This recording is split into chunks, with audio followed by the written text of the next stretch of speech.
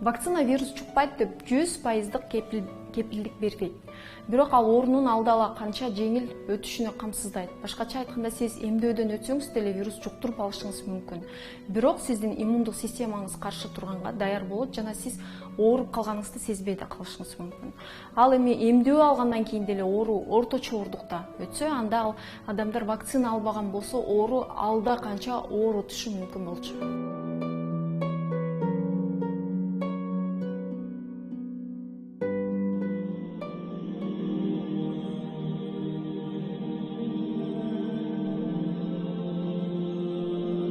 Ден соолукту көздүн карегиндей сактоо бул шариаттын 5 негизги максатынын бирөөсү.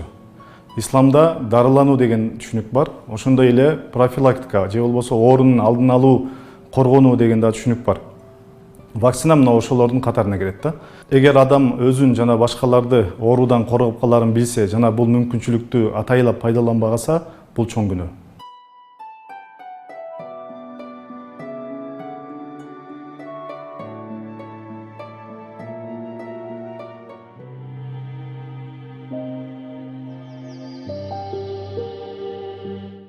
Бывают случаи заболевания также после вакцинации. Это объясняется просто.